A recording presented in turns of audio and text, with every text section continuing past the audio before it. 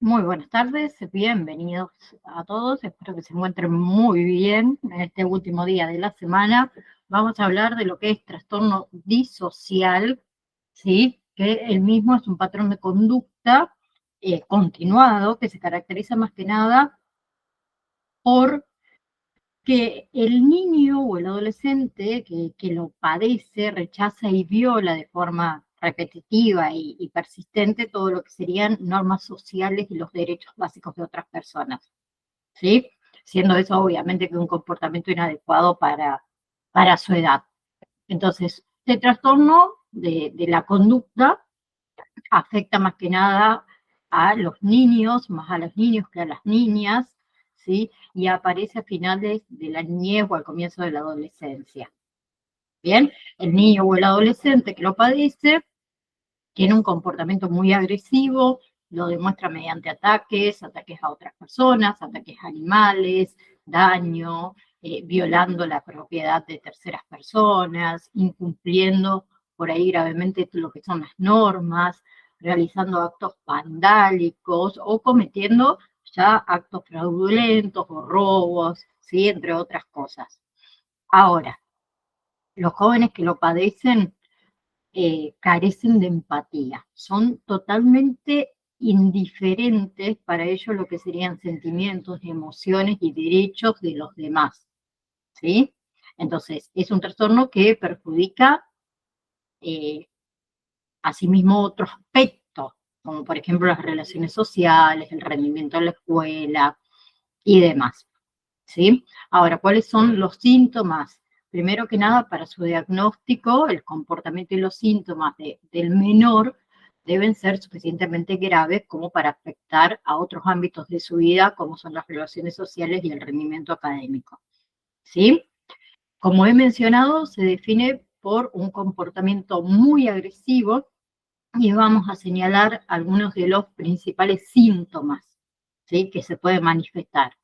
Falta absoluta del sentido de culpabilidad, ¿sí? Mienten con mucha facilidad, son deshonestos, cometen abusos, actos crueles, agresiones por ahí a terceros, son egoístas, irresponsables, arrogantes, ¿sí? Tienen ese sentimiento, como decir, de superioridad, manipuladores, actúan con amenazas, intimidando, ¿sí? Muchas veces también interpretan las reacciones de los demás como un peligro y en consecuencia actúan de una forma que es agresiva, ¿sí? Tienen peleas frecuentes, tienen mayormente relaciones sociales que son nulas o muy abusivas, no piensan acerca de las consecuencias de sus actos, padecen de conductas temerarias, tienen comportamientos impulsivos, se escapan de casa, faltan a la escuela, ¿sí? Tienen indiferencia ante el malestar de los demás, son crueles con los animales, ¿sí? Provocan daños materiales, ¿ok?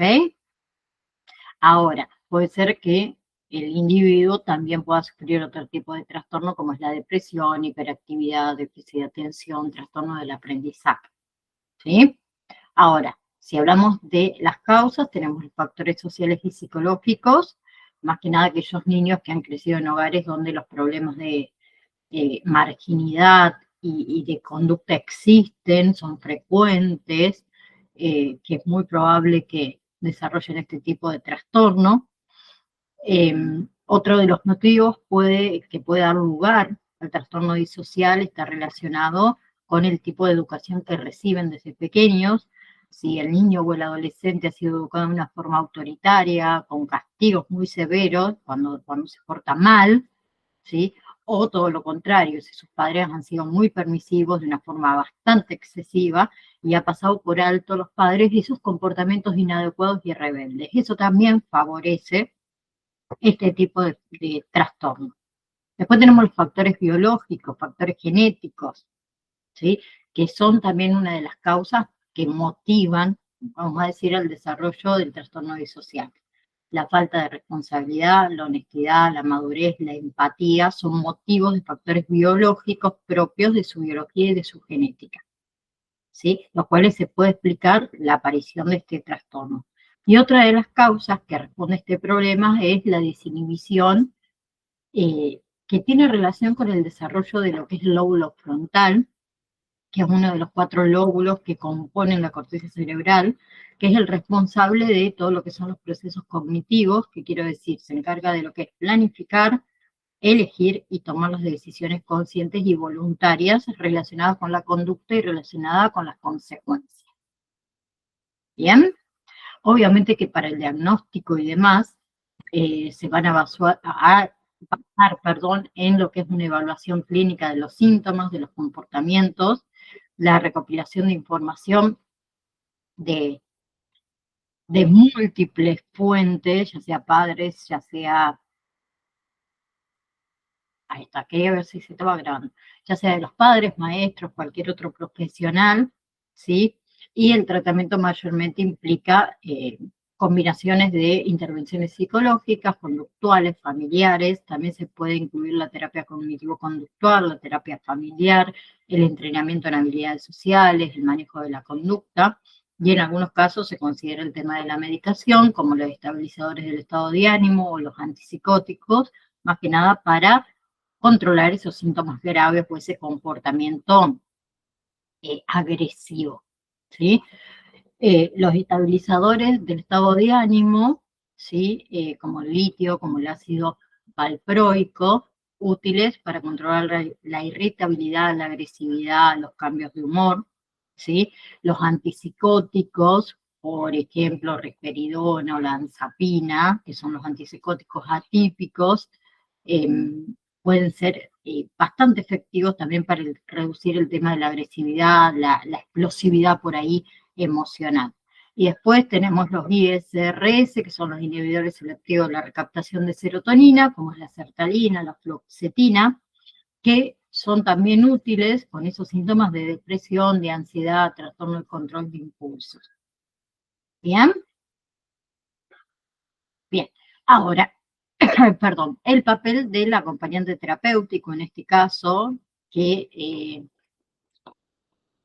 corresponde esto de proporcionar apoyo emocional, orientación, asistencia práctica, tanto al individuo como a su familia, ¿sí? A desarrollar habilidades de comunicación efectiva, manejo del estrés, resolución de conflictos, brindar apoyo en la interpretación de estrategias en lo que es el manejo de comportamientos que van a ser recomendados por profesionales de la salud, ¿sí? Todo comienza en función a la edad del comienzo del trastorno.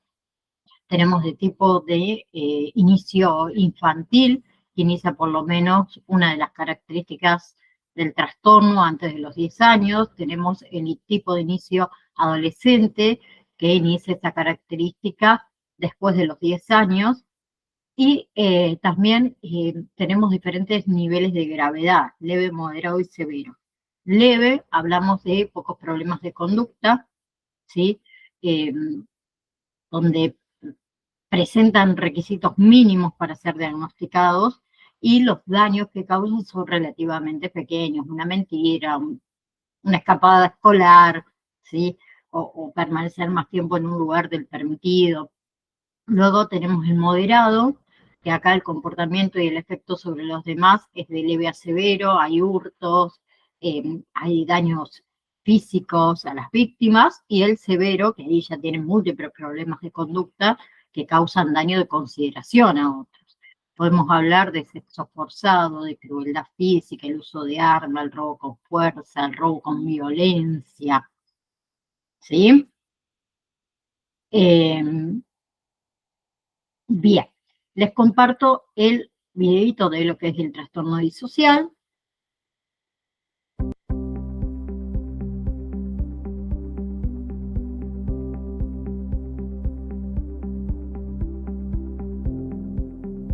Hola, en este vídeo vamos a hablaros sobre el trastorno antisocial de la personalidad, qué es y cuáles son sus principales síntomas.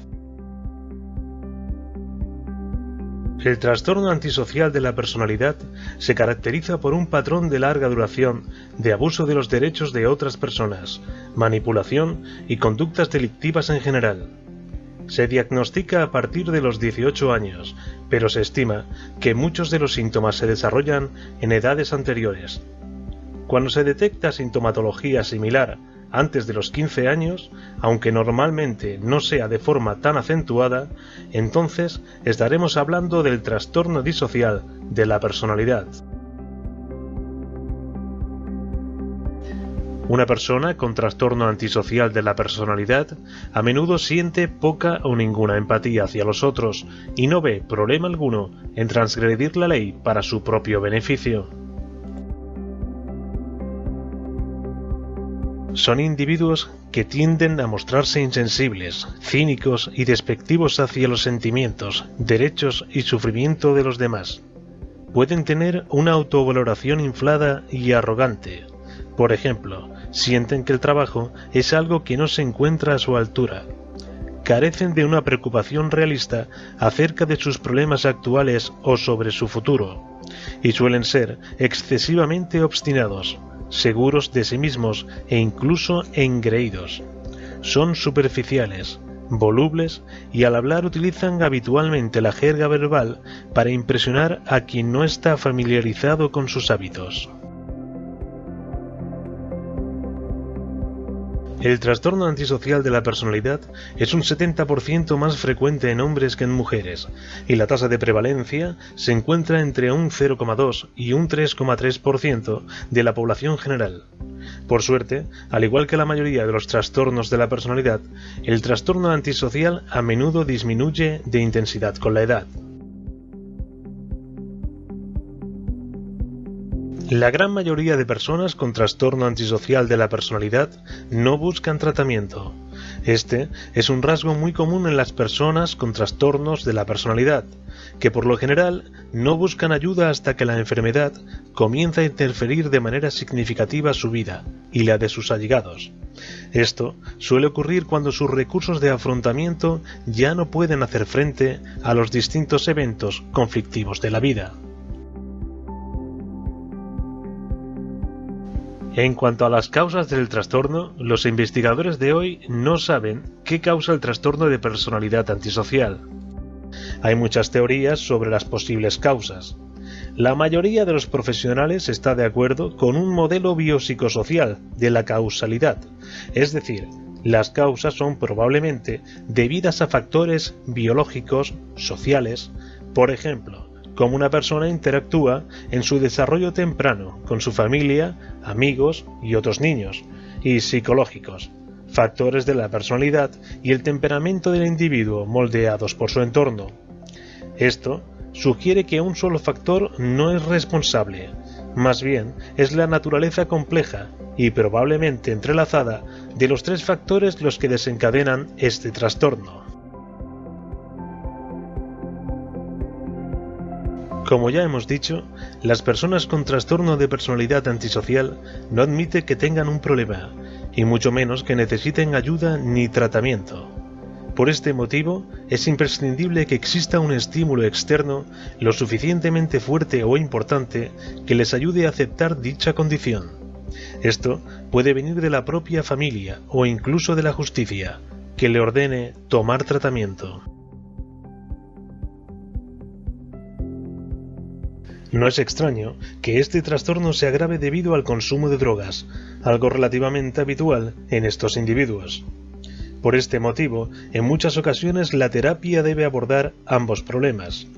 La terapia grupal puede ser clave para hacer entender a la persona que puede interactuar con los demás sin necesidad de violencia o desprecio. Si bien se presupone que el trastorno es una enfermedad crónica, algunos síntomas, especialmente el comportamiento criminal, pueden ir disminuyendo poco a poco, con el paso del tiempo y un tratamiento adecuado.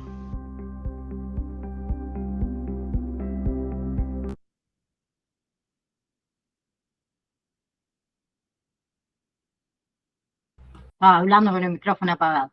Lo que es trastorno de conducta es un conjunto también de comportamientos antisociales que se va a manifestar en la infancia o la adolescencia.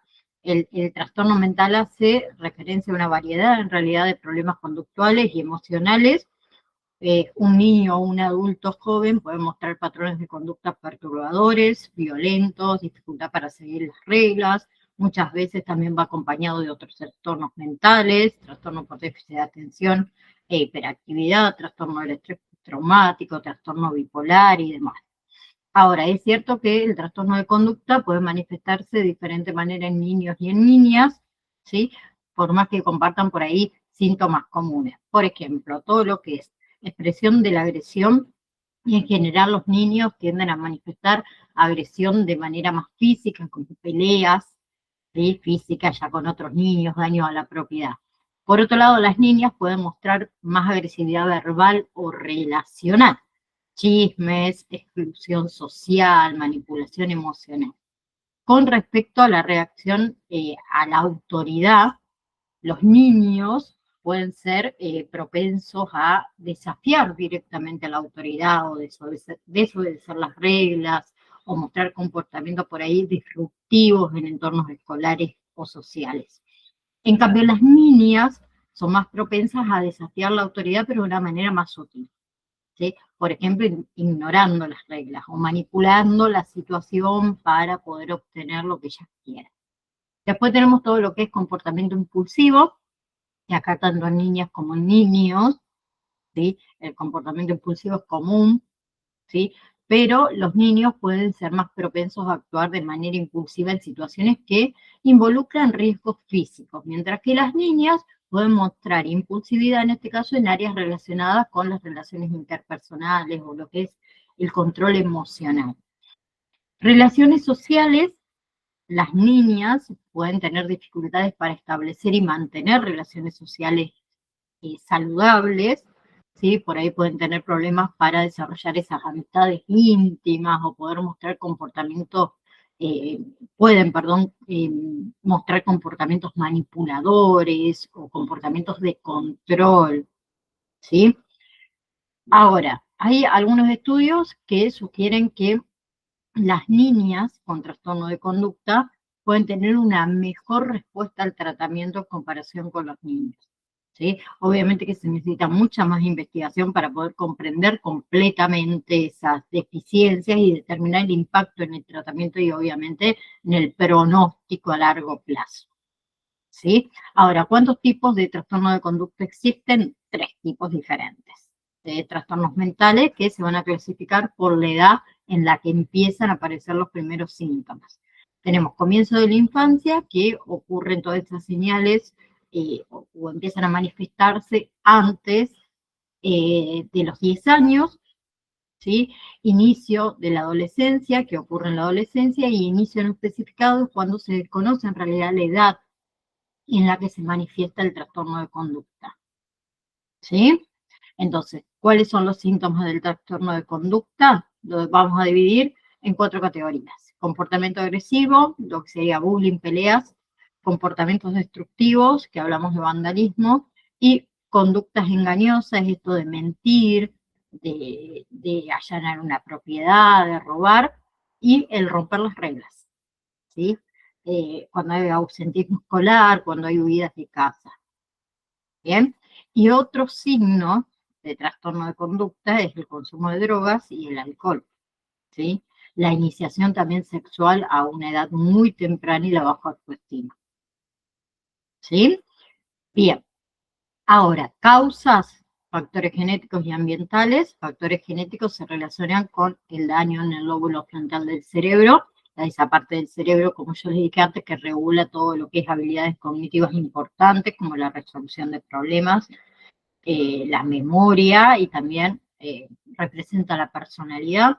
Y los factores ambientales asociados también con el trastorno de la conducta puede ser maltrato infantil, familia disfuncional, padres drogadictos o alcohólicos y niños que provienen de entornos muy pobres, ¿sí? ¿Cómo se diagnostica? Se debe hacer un examen, obviamente por un especialista, ya sea psicólogo o psiquiatra, experto en la salud mental, le va a ir haciendo preguntas sobre el comportamiento y el niño debe demostrar al menos 3 de los comportamientos asociados con el trastorno de conducta para poder ser evaluado, ¿sí? También obviamente que los trastornos deben estar vinculados a la conducta del niño que tiene en la escuela y en la sociedad. Ahora, si a un niño se le diagnostica con trastorno de conducta, ¿sí? Y proviene de un hogar, vamos a decir, un hogar roto, ¿sí? Se le va a buscar un hogar de acogida. Si la enfermedad mental no es el resultado de abuso, el niño va a tener terapia conductual con un psiquiatra para aprender a hablar, aprender a cómo expresar sus emociones, y también se puede recetar medicamentos si el trastorno existe junto con otra afección como era el TDAH, ¿sí? Recuerden que el tratamiento es normalmente a largo plazo. Ahora, el papel de ustedes es fundamental, ¿sí? Muy fundamental las funciones que va a tener el acompañante terapéutico en el apoyo emocional y psicológico. Acuérdense que el acompañamiento terapéutico ofrece un espacio seguro para que ese niño pueda expresar sus emociones y sus preocupaciones. ¿Sí? Ustedes van a ayudar a que él pueda manejar la frustración, la ira de una manera constructiva, ¿sí? Fomentando su autoestima, la autoconfianza, trabajando en la construcción de una relación de confianza y respeto mutuo, que eso se da en lo vincular, ¿sí? También van a intervenir en la vida cotidiana, ¿sí? Asisten en lo que es la organización de tareas diarias, rutinas, ¿sí? Van a promover la adherencia, el tratamiento, la participación en todo lo que son actividades recreativas, actividades sociales también, ¿sí? Ustedes van a acompañar a ese niño en situaciones que pueden ser desafiantes, como la escuela, como son actividades extracurriculares, ¿sí? Facilitar un poco también la integración social, ¿sí? Acuérdense que siempre van a trabajar en equipo, ¿no? Ustedes tienen que colaborar estrechamente con el equipo terapéutico, incluyendo psicólogo, psiquiatra o cualquier otro profesional de la salud, para asegurar que sea un enfoque integral y coordinado en el tratamiento. Te van a proporcionar esto de lo que es la retroalimentación continua al equipo sobre lo que es el progreso y sobre lo que son las necesidades de ese niño para que se puedan ir ajustando esas estrategias de intervención a medida que sea necesario, ¿sí? Ahora, también van a acompañar en lo que es manejo de crisis, ¿sí? Van a ofrecer orientación y soporte inmediato para manejar situaciones difíciles, ayudándolos a desarrollar y a practicar estrategias de afrontamiento que ese niño puede utilizar en esas situaciones de estrés y de conflicto. Bien, compartimos también. No tenemos videito acá. A ver, o no lo puse. No, no tenemos videito. Bueno, seguimos con lo que es TEA, trastorno del espectro autista, ¿sí? Que son un conjunto de trastornos del neurodesarrollo que se caracteriza por dificultades en lo que es comunicación social y la interacción social, también con patrones de comportamiento repetitivos y restringidos. Ustedes saben que el trastorno del espectro autista abarca una amplia gama de perfiles de funcionamiento, de forma más leve hasta más severa, que puede variar significativamente en su presentación clínica, ¿no? Es una afección relacionada con lo que es el desarrollo del cerebro, que afecta la manera en la que la persona percibe y socializa con otras personas. Y eso puede causar problemas en la interacción social y la comunicación, ¿sí? También comprende lo que es patrones de conductas restringidos y repetitivos. No sé si ustedes saben que el término espectro, ¿sí? En el trastorno del espectro autista, se refiere a un amplio abanico de síntomas y gravedad. Bien, ahora, el trastorno del espectro autista comprende afecciones que anteriormente se consideraban independientes, que nosotros las vemos por separado, como es el autismo, el síndrome de Asperger, el trastorno desintegrativo infantil, ¿sí? Y una forma no especificada del trastorno generalizado del desarrollo. Bien. Ahora, hay algunas personas que aún utilizan el término, por ejemplo, síndrome de Asperger, que generalmente se considera que el individuo está en el periodo final leve del trastorno del espectro autista. Ahora, el trastorno del espectro autista comienza en los primeros años de la infancia y a la larga provoca problemas. ¿Problemas para qué? Para desenvolverse en la sociedad. Por ejemplo, lo que son situaciones sociales, en la escuela, en el trabajo luego. ¿sí? Los niños suelen presentar síntomas de autismo en el primer año. Y después tenemos un número reducido de niños que parecen desarrollarse de una forma normal en el primer año y luego pasan por un periodo de regresión entre los 18 y los 21 meses de edad, cuando aparecen los síntomas de autismo. ¿Sí? Y si bien no existe una cura, lo vuelvo a repetir, no existe una cura para los trastornos del espectro autista, sí hay tratamientos intensivos y un tratamiento temprano que va a hacer la gran diferencia en la vida de muchos niños. ¿Sí? Ahora, síntomas, tenemos los síntomas en lo que es dificultades de la comunicación social, esto de la dificultad para comprender las emociones, las señales sociales de los demás, la falta de contacto visual o la evitación, la dificultad para iniciar o mantener una conversación, la ausencia de juego social o la ausencia de esa interacción social que a veces también se ve limitada, la interpretación literal del lenguaje, por ahí tiene mucha dificultad para entender chistes, expresiones que son figuradas. Después tenemos todo lo que tiene que ver con los comportamientos repetitivos y estereotipados, que ahí hablamos de movimientos corporales repetitivos, como es el balanceo, el aleteo de las manos, ¿sí? Tienen intereses intensos, focalizados en temas específicos, por ahí a veces hasta poco comunes, inusuales. También tienen una adherencia inflexible a rutinas, ¿sí? Tienen la necesidad de mantener un ambiente constante, predecible para ellos, y algunos también utilizan el lenguaje repetitivo o ecolalia, que sería la repetición de palabras o frases que escuché anteriormente. En lo que son dificultades en la comunicación verbal y no verbal, hablamos de lo que es el retroceso en el desarrollo del habla o la ausencia total del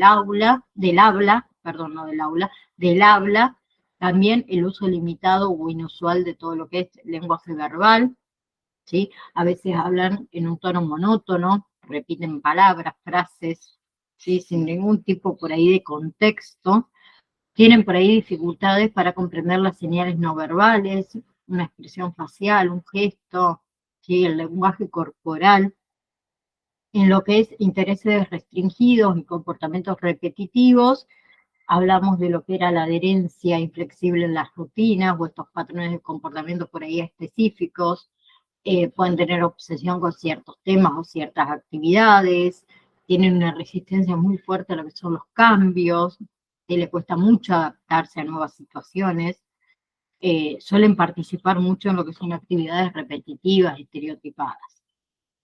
¿Sí? Y después tenemos sensibilidad sensorial atípica, que ahí hablamos de hipersensibilidad o hiposensibilidad a estímulos sensoriales, ya sea luz, sonido, texturas, sabores, y tienen reacciones exageradas por ahí a ciertos estímulos sensoriales. ¿Sí? Por ahí suelen taparse los oídos en respuesta a ruidos fuertes o evitar ciertos tipos de alimentos simplemente por su textura, por su sabor. ¿Sí? Obviamente que es importante que tengan en cuenta que la presencia y la gravedad de esos signos pueden variar entre individuos. ¿Sí? Algunos pueden presentar síntomas más pronunciados que otros. ¿Sí? Y los síntomas también pueden cambiar con el tiempo, a medida que el individuo crece, se desarrolla. ¿Sí? Ahora, el trastorno del espectro autista no tiene una única causa conocida. ¿Sí? Considerando, digamos, la complejidad del trastorno y el hecho de los síntomas y la gravedad que van variando, probablemente hay muchas causas. ¿Sí? La genética y el ambiente pueden influir. La genética, hablamos de varios genes diferentes que parecen estar relacionados con el trastorno del espectro autista. ¿Sí? Pueden estar asociados entonces con un trastorno genético, como por ejemplo el síndrome de Rett o el síndrome del cromosoma X frágil. Y por otro lado, los cambios genéticos, las mutaciones que pueden aumentar también el riesgo de padecer. ¿Sí? Después tenemos otros genes que pueden afectar lo que es el desarrollo del cerebro o el modo en el que se comunican las neuronas cerebrales. Eso también puede determinar la gravedad de los síntomas. ¿Sí? Y tenemos algunas mutaciones genéticas que parecen ser hereditarias, mientras que hay otras que suceden de manera espontánea. Y después tenemos actualmente, los investigadores estudian si factores, por ejemplo, como infecciones virales, medicamentos, complicaciones durante el embarazo, contaminación del aire, desempeñan un papel en lo que es el desencadenamiento del trastorno del espectro autista. ¿Sí? Ahora, tratamiento se centra en abordar esos síntomas específicos y mejorar la calidad de vida de ese individuo. Entonces, podemos incluir intervenciones conductuales, como la terapia conductual aplicada, que se abrevia con las siglas A, B larga A. Después tenemos la terapia del desarrollo, la terapia ocupacional, como también las terapias educativas y de comunicación. ¿Sí? Y se puede utilizar enfoque médico y farmacológico para abordar esos síntomas un poco más específicos, como es la ansiedad, como es la hiperactividad. ¿Qué se utiliza en la parte farmacológica? Antipsicóticos, los antipsicóticos atípicos, que ya lo nombré, risperidona, aripiprazol, ¿sí? Que pueden ser bastante efectivos para controlar los síntomas como la agresión, la irritabilidad, el estallido emocional. Los ISRS, inhibidores selectivos de la recaptación de serotonina, la sertralina, fluoxetina, para la ansiedad también, la depresión, ¿sí? Y después tenemos estabilizadores del estado de ánimo, ¿sí? El litio, el ácido valproico, y en algunos casos se utiliza medicación para trastornos del sueño, porque hay algunos individuos con TEA que pueden experimentar estos problemas de sueño, por ahí dificultad para conciliarlo o despertarse muy frecuentemente por la noche. ¿Bien? Ahora, funciones detalladas, un poquito más de lo que es el acompañamiento terapéutico en un niño con TEA. Tenemos apoyo emocional y psicológico, lo que sería la escucha activa. Si ustedes deben practicar la escucha activa, quien no sabe lo que es la escucha activa, los invito a que investiguen lo que es la escucha activa y la pongan en práctica, ¿sí? Ustedes deben permitirle al niño que se sienta comprendido, que se sienta valorado, porque eso es crucial para construir una relación de confianza. La regulación emocional, ayudarlo a ese niño a identificar y a regular todas sus emociones. Ahí se pueden utilizar técnicas como la respiración profunda, el uso de palabras para expresar sentimientos, la creación de un entorno que sea calmado. Yo siempre digo que para que el niño pueda expresar e identificar sus emociones, lo primero que tiene que aprender es cuáles son las emociones. ¿Sí? También ustedes van a intervenir en su vida cotidiana, lo que son rutinas y estructuras, ¿sí? Ayudarlo a establecer y a mantener esas rutinas diarias, lo cual es fundamental para un niño que tiene trastorno del espectro autista, porque le proporciona un sentido de seguridad y previsibilidad. Y también lo van a ayudar en las habilidades de la vida diaria, ¿sí? Vestirse, a veces puede ser en comer, en la higiene personal, pero siempre promoviendo lo que es la independencia de ese niño, ¿sí? La comunicación con los profesionales de la salud, ¿sí? Comunicación abierta, constante con esos profesionales del equipo terapéutico, ¿sí?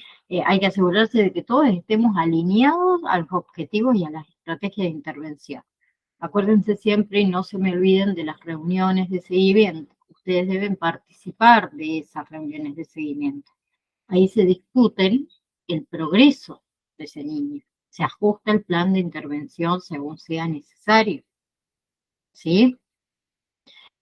Algunas técnicas y estrategias que pueden utilizar también en un acompañamiento terapéutico de un niño con TEA son las técnicas de refuerzo positivo, ¿sí? Que se utilizan para motivar y para recompensar como comportamientos deseados, que ahí podemos incluir elogios, recompensas tangibles, actividades por ahí preferidas.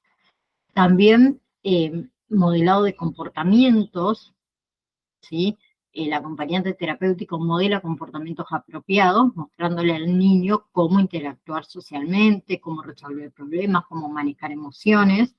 Y en lo que son juegos y actividades, deben emplearlos, ¿sí? Esos juegos y actividades estructuradas, más que nada para enseñarle al niño habilidades sociales y de comunicación, ¿sí? Siempre obviamente que esos juegos y esas actividades las adaptamos a los intereses y a la capacidad que tienen el niño, ¿sí? Ustedes también pueden acompañar al niño en la escuela, ayudándolo a seguir instrucciones del maestro, interactuando con sus compañeros, manejando situaciones por ahí sociales complejas, como también pueden asistir en la implementación de rutinas diarias y en la práctica de habilidades de la vida diaria en casa, ¿sí? Que ahí van a trabajar más estrechamente con los padres para asegurar que la consistencia sea continua del apoyo, ¿no? ¿Sí? Si bien nosotros proporcionamos apoyo al día a día, también jugamos un papel muy crucial en la integración social de ese niño, ¿sí? Siempre recuerden que su presencia constante y su capacidad para intervenir de manera efectiva en diversas situaciones pueden mejorar la calidad de vida, no solo del niño, sino que también de su familia, ¿sí? Ahora les comparto el videíto. Cuando examinamos a 100 adolescentes al azar, encontramos que, aunque todos se ven diferentes, sus mentes funcionan de manera muy similar. Sin embargo, 1 a 2 tienen mentes que son atípicas de una manera particular.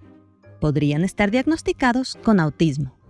Esto le sucede a los niños 4 veces más que a las niñas, quizás porque diagnosticarlos es más fácil. Los niños y adultos que se consideran autistas experimentan el mundo de manera diferente, porque nacieron con varios grados de rasgos neuroatípicos.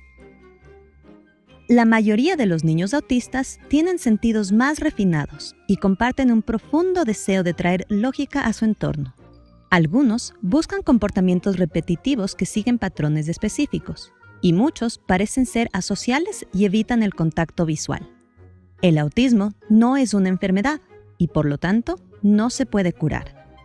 Dado que todos nuestros cerebros son diferentes y existe una gama infinita de matices en su arquitectura, el autismo se define como un espectro. En un lado del espectro está el autismo de alto funcionamiento, también conocido como síndrome de Asperger. Estos niños son muy inteligentes y tienen habilidades e intereses extremos en áreas específicas.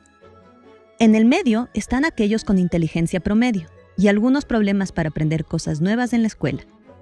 En el otro extremo del espectro se encuentran los niños con graves problemas de aprendizaje que pueden necesitar apoyo en su vida diaria. Timo, un niño pequeño, puede ayudarnos a comprender cómo puede ser vivir con una mente neurodivergente. Su mamá notó desde el principio que su hijo evitaba el contacto visual y que a menudo se enfadaba si ella lo abrazaba. Nunca le devolvía la sonrisa y jugar con sus amigos a menudo terminaba en una rabieta. Su madre sospechó que algo andaba mal cuando Timo todavía no hablaba más de 2 o 3 palabras a la vez, incluso después de cumplir 4 años. Ella buscó ayuda y Timo fue diagnosticado con trastorno del espectro autista, o TEA para abreviar. Timo tiene una percepción atípica. Al leer libros o ver películas, el cerebro de Timo capta y organiza la información de manera diferente. Mientras que sus pares neurotípicos clasifican las cosas y forman esquemas, por ejemplo, identifican todo lo que tiene 4 patas y ladra como un perro, para Timo, cada tipo de perro es único y se categoriza individualmente en la mente de Timo. Su atención al detalle y su incapacidad para generalizar hacen que Timo sea más objetivo en su percepción del mundo y menos propenso al sesgo de encuadre. Sin embargo, también hace que todo tipo de nuevas experiencias sean increíblemente complejas, por lo que le encanta seguir una rutina diaria rígida para limitar su input sensorial. Timo es muy sensible. Su cerebro amplifica cualquier input que percibe, escucha todo y tiene un mayor sentido del tacto. Sin embargo, bien, ahora tenemos lo que es síndrome de Rett. No sé si alguna vez han escuchado este síndrome, que es un trastorno del neurodesarrollo que afecta principalmente a las niñas, que se caracteriza por un desarrollo neurológico inicial normal, seguido de una pérdida progresiva de habilidades tanto motoras como sociales, ¿no? Entonces, Características del síndrome de Rett es el desarrollo normal seguido de la regresión, lo que significa que en los primeros meses de vida las niñas con síndrome de Rett suelen tener un desarrollo neurológico normal. Sin embargo, entre los 6 meses y los 2 años de edad aproximadamente, comienzan a perder habilidades que previamente habían adquirido. Por ejemplo, el control motor, el lenguaje, la interacción social. También problemas motores. Se va a observar una pérdida en lo que es la coordinación motora, los movimientos estereotipados de las manos, como es el retorcimiento o el golpeteo, la dificultad para caminar, los movimientos corporales involuntarios, como es el balanceo o las sacudidas. También tenemos la dificultad en lo que es la comunicación, ¿sí? En la comunicación tanto verbal como no verbal, entonces puede tener dificultades para hablar o pueden perder completamente esa capacidad de hablar, ¿sí? Y también pueden presentar dificultades en lo que es la comprensión del lenguaje. También tenemos problemas respiratorios y convulsiones, ¿sí? Muchas niñas con este síndrome tienen estos problemas respiratorios, como es la hiperventilación, la respiración irregular, la apnea del sueño y la presencia de convulsiones epilépticas. En lo que son características físicas, ¿sí? Las más comunes, incluimos lo que es el crecimiento lento de la cabeza y del cerebro, manos y pies pequeños, escoliosis, que sería la curvatura de la columna vertebral, y un patrón de respiración anormal, como les dije antes, hiperventilación o apnea. También otra característica es en los trastornos del sueño, ¿sí? Como es el insomnio, como son los despertares nocturnos frecuentes, como es la dificultad para conciliar el sueño. El síndrome de Rett, si bien está causado por mutaciones genéticas, en lo que es el gen MSP2, ¿sí? Que está ubicado en el cromosoma X, en la mayoría de los casos son esporádicos y no hereditarios, ¿sí? Aunque en algunos de ellos puede haber antecedentes familiares. Ahora, el diagnóstico se basa más que nada en una evaluación clínica de los síntomas, en la historia clínica médica de esta niña, y se pueden realizar también pruebas genéticas para confirmar la presencia de la mutación en ese gen. Si bien lo que es manejo y tratamiento tiene un enfoque multidisciplinario, ¿sí? Requiere de muchos médicos involucrados, requiere de terapeutas ocupacionales, de terapeutas del habla, fisioterapeutas y demás. El objetivo que tienen es abordar los síntomas específicos, ¿sí? Tenemos lo que es la terapia física y ocupacional, que pueden ayudar a mejorar todo lo que es función motora, la independencia en actividades cotidianas, alimentación, vestirse, movilidad. Tenemos terapia de habla y comunicación, ¿sí? Que ayuda a esas niñas a mejorar habilidades de comunicación, tanto verbal como no verbal. Por ahí también se utilizan métodos adaptativos, como es el lenguaje de señas, como son los dispositivos de comunicación asistida. También hay que tener en cuenta el manejo de convulsiones, en caso donde las haya, ¿sí? Que se puede utilizar medicamentos antiepilépticos, ¿sí? Necesitamos sí o sí el apoyo familiar y el apoyo educativo, ¿sí?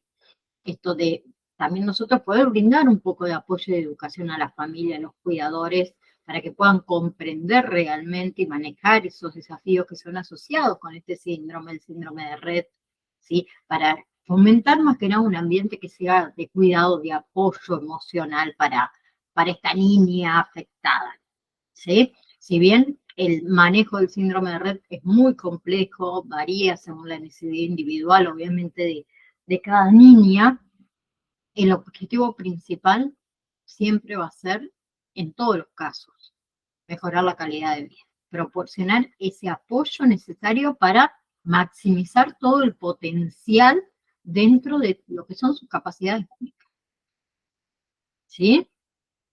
Entonces, como acompañantes terapéuticos en un individuo con síndrome de Rett, el papel de ustedes es fundamental. Proporcionarle ese apoyo necesario para mejorar esa calidad de vida y promover su bienestar en diferentes aspectos, ¿sí? Ustedes tienen que hacer un acompañamiento y una contención emocional, brindarle un ambiente seguro, un ambiente afectuoso, ¿sí? Que pueda sentir un apoyo emocional constante, ¿sí? Establecer esa relación de confianza, de empatía con el niño y con la familia, ¿sí? Van a brindar ese apoyo en actividades cotidianas, ayudar en actividades diarias de la vida, ¿sí? Facilitándole la autonomía, obviamente en la medida que sea posible, promoviendo la independencia en todo lo que son las tareas que pueda realizar sola. También está lo que es la estimulación sensorial y motora. Ustedes pueden implementar lo que son actividades de estimulación sensorial y motora que sean adecuadas, obviamente, para promover un poco el desarrollo y el bienestar físico. Van a colaborar con los terapeutas ocupacionales y fisioterapeutas en la ejecución por ahí de ejercicios y terapias que ellos mismos le van a recomendar para seguir en el hogar. También el tema, no olvidarnos de la comunicación y el lenguaje, ¿sí? Ustedes van a tener que utilizar estrategias de comunicación adaptativas según sus necesidades, ¿sí? Por ejemplo, el uso de la comunicación no verbal.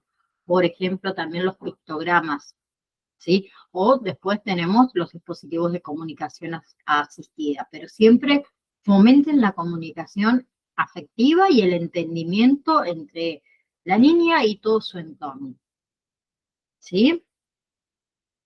Ahora, tenemos también acompañamiento en terapias y consultas médicas, que también es importante, el que pueda asistir con la niña mucho mejor. Esto de acompañarlo en su terapia médica, en sus consultas con especialistas y en todo lo que es el seguimiento de su tratamiento, ¿sí? Más que nada para asegurar el bienestar durante estos procesos, ¿sí? También pueden asistir en lo que es recreación y ocio, ¿sí? Todo lo que es organizar actividades recreativas de ocio adaptadas a las necesidades y a los intereses, ¿sí? Más que nada para promover su participación, su disfrute, estimulando el juego, la interacción social de una forma adecuada a su nivel de desarrollo. Otra cosa muy importante que no se deben olvidar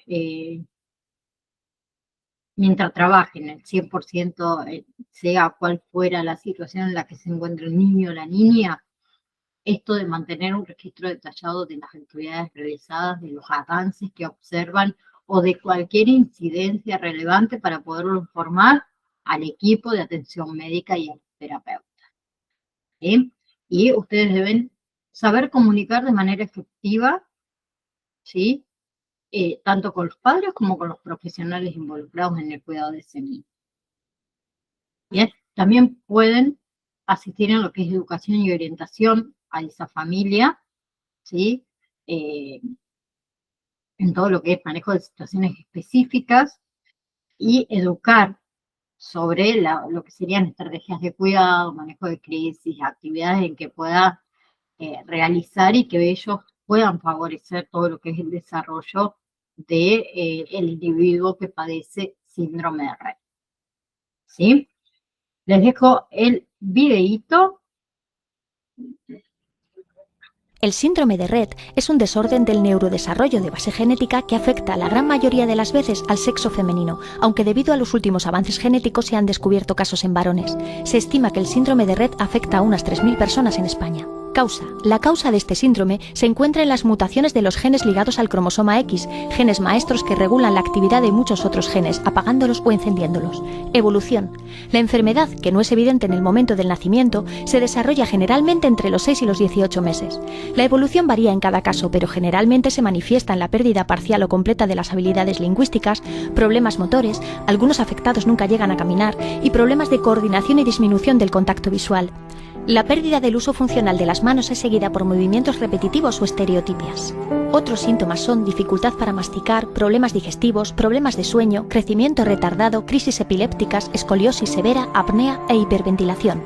Después de varios estadios evolutivos donde se agudizan los síntomas mencionados, el retraimiento social disminuye y recobran la afectuosidad y la expresividad en la mirada. Les encanta estar rodeados de niños, realizar actividades lúdicas como ir al cine, escuchar música y participar en la vida social, para lo cual necesitan la ayuda de su familia y amigos. Tratamiento. Actualmente no existe una terapia resolutiva para el síndrome de Rett. Sin embargo, gran parte de los autores creen que el curso de la enfermedad puede ser modificada por terapias dirigidas a retardar la progresión de las discapacidades motrices y a mejorar las capacidades de comunicación. El suministro de fármacos se dirige principalmente a controlar las crisis epilépticas y a contrarrestar el trastorno motor. En el plano cognitivo, los esfuerzos van dirigidos a una mejor gestión de las emociones y de la comunicación. Al no poder comunicarse con el habla o con las manos, los comunicadores del tipo Eye Tracker o ratón de mirada han demostrado muy buenos resultados. Otras terapias de estimulación incluyen fisioterapia, musicoterapia, hidroterapia y equinoterapia. Investigación. En los últimos años se han producido avances esperanzadores en el campo de la investigación. Adrian Bird, de la Universidad de Edimburgo, ha experimentado con modelos de ratón provocándoles el síndrome de Rett mediante la anulación del gen MECP2 y volviéndoles a restaurar el gen, curándoles todos los síntomas de la enfermedad. El coste de todas las terapias, tratamientos y ayudas técnicas supera muchas veces el salario de los progenitores, llevándoles en la mayoría de los casos a una difícil situación económica. Por eso, desde la Asociación Española de Síndrome de Rett, queremos dar visibilidad a los afectados para lograr obtener por parte de la Administración una atención especializada. Asociación Española de Síndrome de Rett.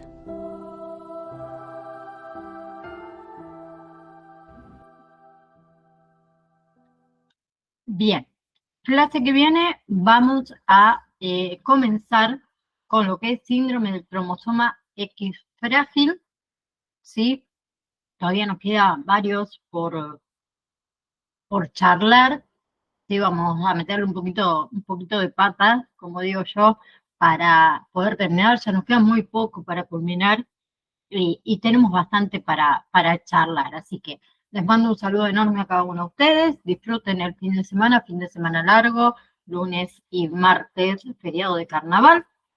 Así que nos vamos a estar viendo la próxima semana. Un beso enorme.